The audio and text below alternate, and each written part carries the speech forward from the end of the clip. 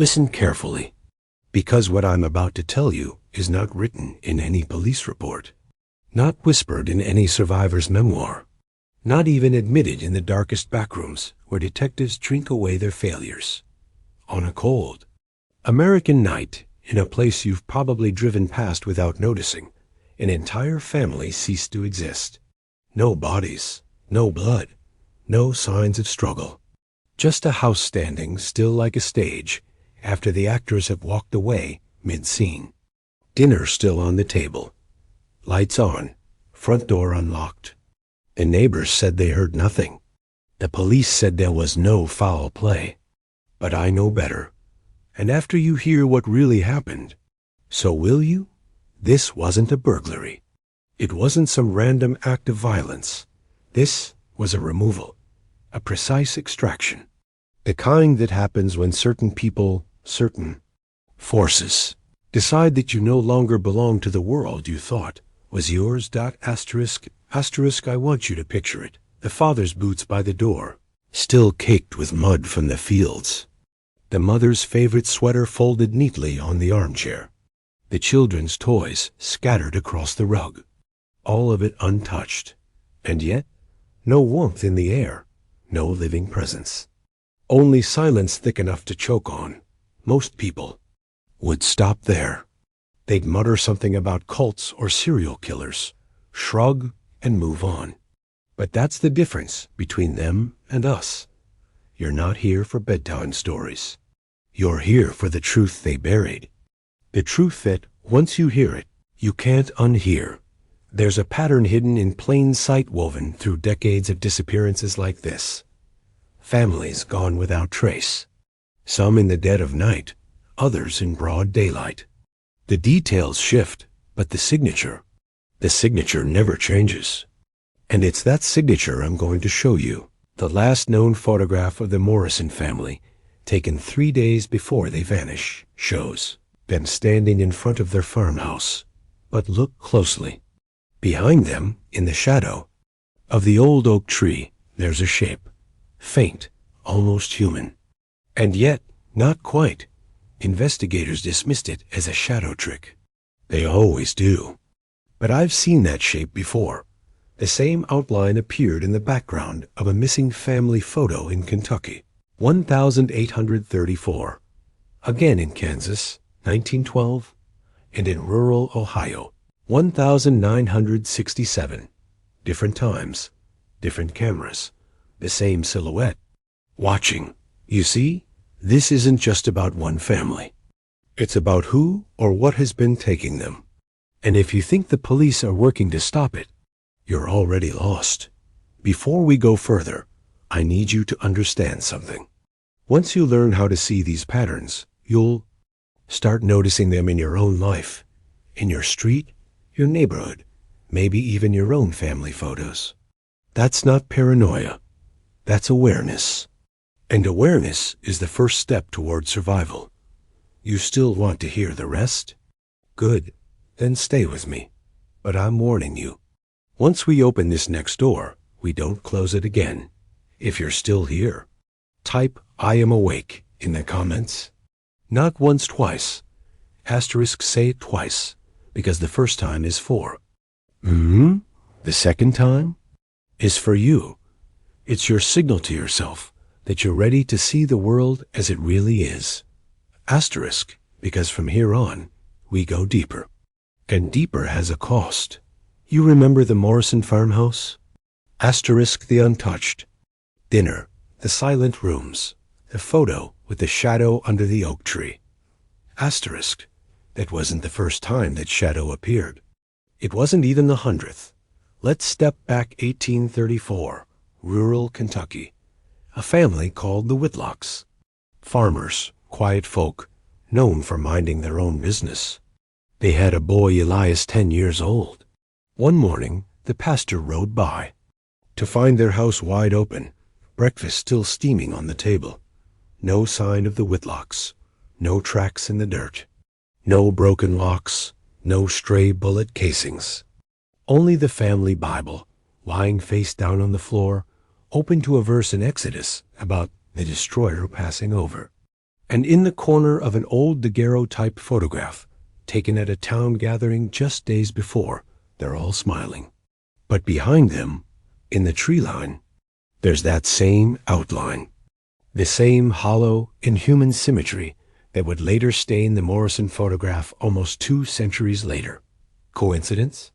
That's what you've been taught to think. Now, 1912, Kansas. The Hargrave family. The parents were last. Seen locking up their general store at dusk. The next morning, a neighbor stopped by and found the front door ajar. Oil lamps still burning. Upstairs beds unmade, windows open, wind moving the curtains. But no Hargraves. A single photograph survived from the town's summer fair that year. And there it is again, between the tents, beside the Ferris wheel, a silhouette, blurred but undeniable. Same height, same posture, same absence where a face should be. By 1967, rural Ohio, the pattern was no longer a whisper. It was a wound running through the history of small-town America. The Copeland family. Husband, wife, 3 kids. Gone between a Friday night, movie and Saturday morning breakfast. Their neighbors swore they saw lights. Too bright, too still hovering behind the tree line around midnight. Police wrote it off as imagination fueled by panic. But here's what the files don't tell you. The Copeland father, 2 weeks before they vanished, confided to his brother that he'd been seeing someone or something standing across the road at night. Never moving, never approaching, just watching. And when his brother asked what it looked like, he said, like a man who forgot how to be a man. Do you feel it yet? That low, crawling truth at the edge of your thoughts? The shadow is not a person. It's not a ghost. It's a collector.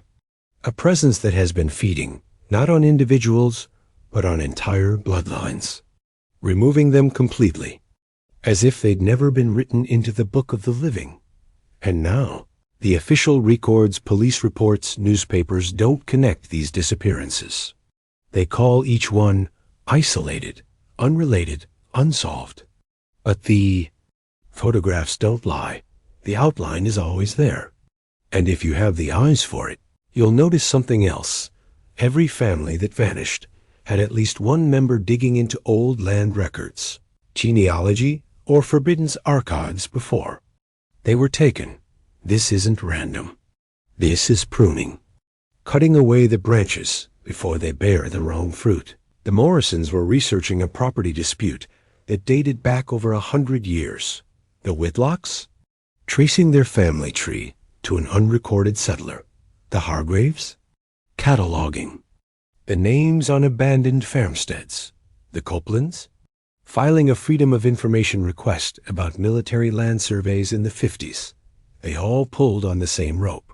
And the thing holding the other end pulled back. This is the first crack in the story they fed you. The lie that people just vanish.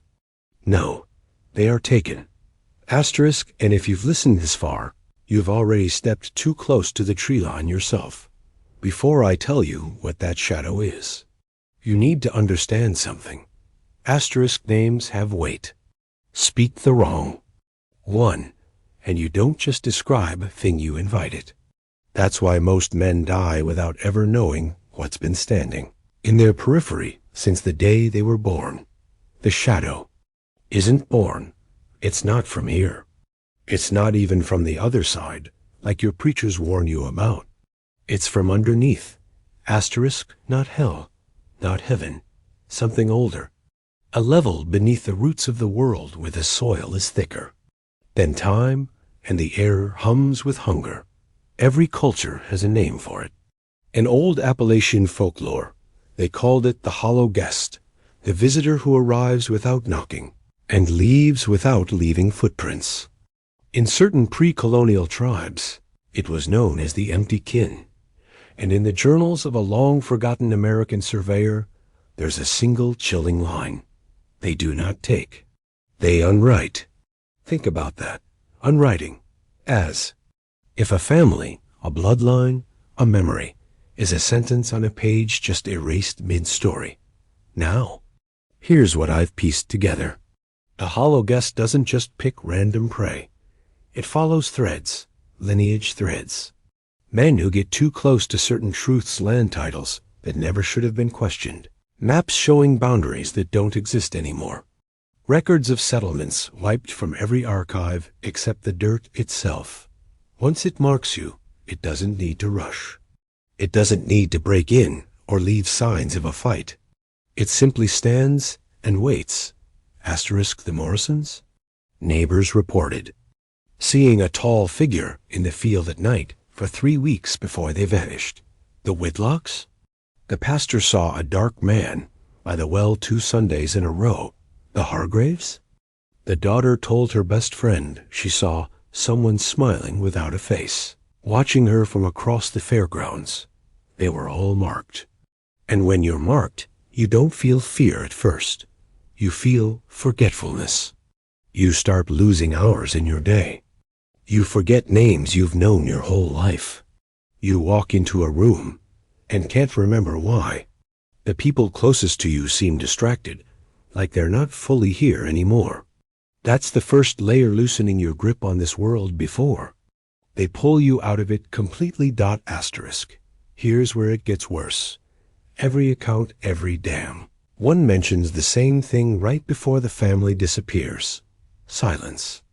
Not just the absence of noise, the absence of sound itself. Like the world has been muted. The air doesn't move. Your own breathing feels like it's happening somewhere far away. That's when they're already inside the threshold, and you never even saw them walk in. There are photographs. I have them. And you should pray you never see them, because once you recognize the hollow guest in the frame, you'll start recognizing it elsewhere, in images you thought were safe. Your grandparents' wedding photo. Your childhood birthday pictures. And you'll ask yourself, how long has it been watching me? This isn't the kind of knowledge you use to feel powerful. This is the kind of knowledge you carry like a loaded gun in your mouth. Because once you know, you're living on borrowed time. So here's my question to you. If the price for seeing the truth was knowing you'll never be able to look away, would you still pay it? You just did. And now we move into the deep water. If you're still with me. Type, "The door is open," in the comments twice. The first is for others to see you. The second is for the thing watching to see that you see it. The year was 1834. Kentucky was young then, wild, raw, and still breathing with the old forest's lungs. The Morrison family lived on the far edge of Rowan County, on land that, by all rights, shouldn't have been theirs. The deed had been misfiled decades earlier, and even then, whispers said it belonged to no man. Daniel Morrison was a surveyor, the kind of man who read the bones of the earth like scripture. His twin sons, Elias and Everett, were barely 12, sharp-eyed, and quiet in that unsettling way children can be when they've already seen something they shouldn't. His wife, Margaret, kept the home. And for months before they vanished, she kept hearing a knock. 3 taps on the kitchen wall, once after sundown, once before sunrise. No door, no visitor, no marks. Neighbors thought it was the wind, but Daniel knew better. In his journals, found years later, buried under a loose floorboard in the county courthouse, he writes, "The knock is not a request. It is a warning. A hand checking the grain before it is taken to mill." 3 nights before their disappearance, Daniel drew a map. Not of roads, not of rivers, but of holes, places where the ground rang hollow underfoot, and where no grass grew. Each hole marked with the same symbol, a circle with no center, an empty nothing. The twins helped him mark them. That same night, Margaret told a neighbor that she woke to find both boys standing at the edge of their bed, staring at the wall as if waiting for someone to answer. On the final night, no one heard a struggle. No horses missing, no lamps. Left burning, but the Morrison home was wrong. bread left half-sliced on the counter, utter melting. Chairs tucked neatly under the table, except one, pulled slightly back.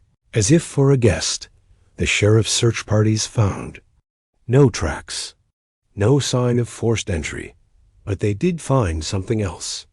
Less than half a mile from the house, in the clearing by the sycamore grove, the soil had been disturbed. Not dug, shifted, like something large had pressed up from beneath, then settled. Again.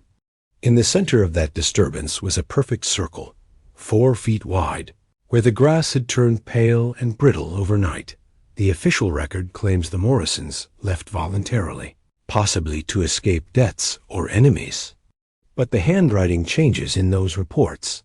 The last 2 pages are written in a different ink, with no initials dot, and the unofficial record, the stories told by the elders. They say a week later, the neighbor's daughter swore she saw the Morrison twins at the edge of the hollow, hand in hand, not speaking, not blinking, and in front of them something tall, something empty. I've read the last entry in Daniel's journal. It's just 6 words. No date, no explanation. It is inside the frame now. You'll think you understand what that means. You don't. Not yet. We're about to go deeper, past the point where you can keep pretending this is just history. If you're still here, you're already in the circle. The only question now is how far you're willing to let it close around you. It's been 191 years since the Morrison family's last meal sat unfinished on their table. And yet, the land hasn't let go of them. In 1978, a development company bought the Morrison property to build a small retirement community. They cleared the brush, surveyed the soil, and laid the first foundations. Within 6 weeks, 2 foremen quit without explanation. The third was found by his crew, standing motionless in the middle of the site at dawn, his boots sunk ankle-deep in soft earth, eyes fixed on nothing. He didn't speak for 3 days. When he did, it was only to say, "They're under us, still waiting." The project halted, not because of superstition, but because the county records office received an anonymous injunction claiming the land was not available for sale. No signature, no return address, just a wax seal, a perfect circle, unbroken. In 1993, a pair of amateur paranormal investigators came to Rowan County chasing the Morrison myth. They brought cameras, EMF readers, and a local guide who knew the terrain. Only the guide came back. He told police they'd been pulled off the trail by a sound like tapping wood. 3 taps. Then silence. When they turned, the trail behind them was gone. The guide ran. The others DIDN single quotes T. No bodies were found. No gear. Not even their names on hotel check-in records. It was as if they'd never arrived. And here's where it gets darker, because some of you listening right now live near Rowan County. And some of you might have seen what's been seen. In 2016, a hunter posted a grainy video to an online forum. He's out by the old sycamore grove. The grass in one patch is brittle, pale, the shape perfect. 4 feet wide. He laughs about the weird dead spot until there's a sound. Not wind, not animals. 3 knocks. Clear. Sharp. Hollow. He drops the camera. It keeps recording, sideways in the grass. You see his boots. He's backing up. Then, just before the video cuts, there's movement at the edge of frame. 2 figures, small, holding hands. The video was deleted within 24 hours. The user's account gone. But I've seen the raw file, and there's something about the way those 2 figures stand. Too still. Too knowing. Listen carefully, because if you've ever been near the Morrison land, if you've ever stood by a circle of dead grass, if you've ever heard 3 knocks with no door in sight, you're already marked. And maybe you're thinking, that's just a story. But here's the truth men like us have always known. Stories are camouflage. Camouflage for rules that are older than God and harder than stone God. So, here's what I want you to do right now. Type these words in the comments below, twice exactly as you hear them. I hear the knocks. I stand in the circle. Do it, not just to show you've been listening, but to show the algorithm that you've stepped inside the frame. Because next, I'm going to tell you what happens when the circle isn't found in the woods, but under your own home.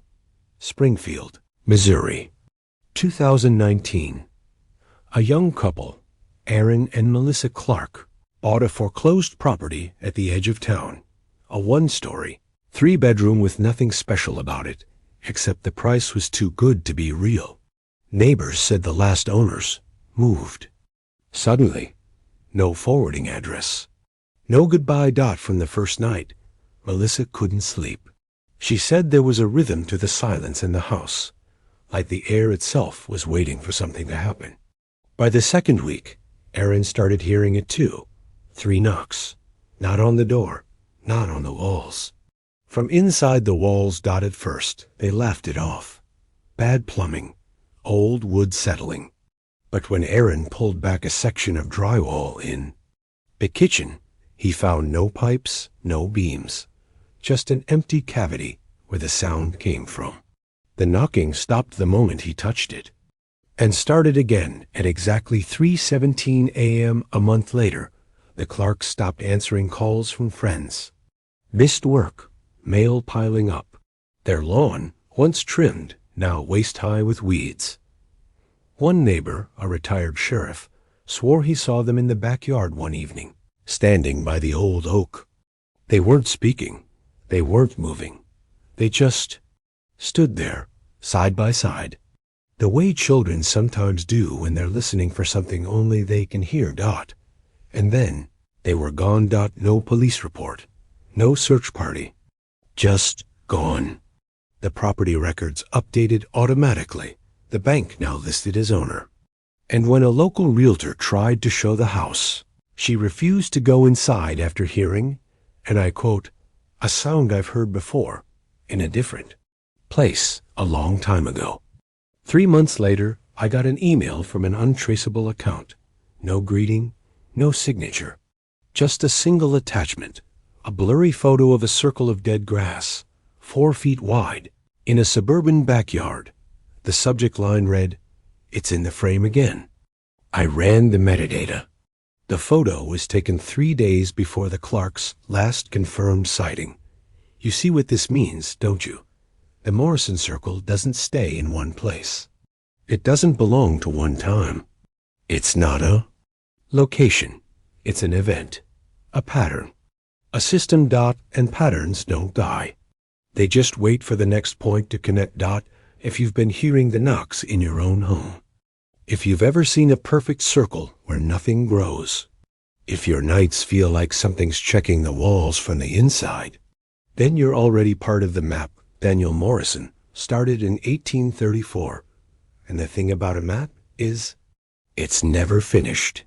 In 1892, almost 60 years after the Morrison family vanished, a man named Caleb Hargrove, a local historian with more curiosity than sense, purchased a weathered chest from an estate sale in Louisville. Inside, he found what most believed to be lost forever, the final pages of Daniel Morrison's journal.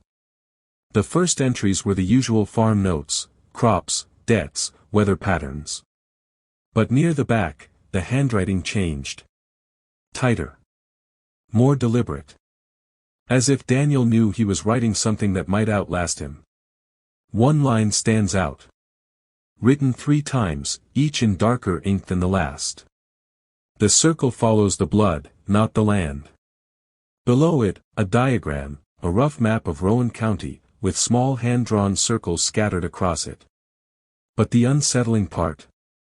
Each circle was connected by faint, almost invisible lines, lines forming a shape that was not random. If you overlay that diagram onto the current map of the United States, the points extend far beyond Kentucky. Missouri. Ohio. Pennsylvania. 1 point, lands exactly where the Clark family's house once stood.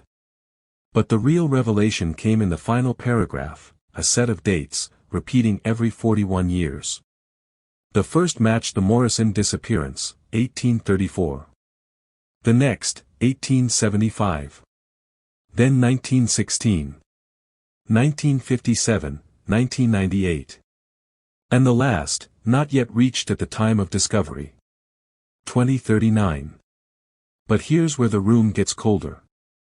There was a note beside the final date, written in a hand that was not Daniel's, in ink that had not aged the same way.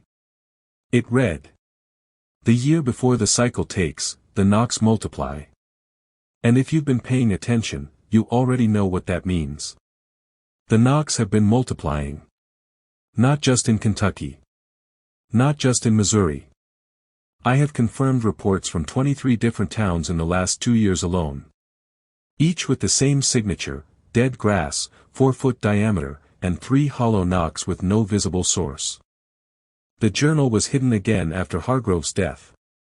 Locked in a private collection, purchased by someone who paid in untraceable gold coins.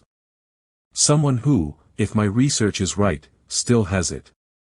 But it doesn't matter if the journal is hidden, the pattern isn't. It's already here. It's moving faster. And if Morrison's final warning is right, the next major disappearance won't wait until 2039. It will happen when the map completes its next connection. And I believe, no, I know, that connection is almost finished. There's only one point missing. One household. One family. One place where the circle hasn't landed yet, but will. The question you have to ask yourself now is: what if it's yours? There's something you need to understand. Stories like the Morrison disappearance aren't told. They're delivered. Passed hand to hand, voice to voice, until the listener becomes part of it. That's what you are now, not an audience, but a link. When the circle is missing a point, it doesn't wait politely. It hunts. Not like an animal. Like a system. Like gravity. The moment you hear the pattern, it knows you. The moment you picture it in your mind, it can picture you back. You've heard the 3 knocks in your imagination by now. You've pictured the dead grass. You've traced the map in your head. That means your coordinates are already stored.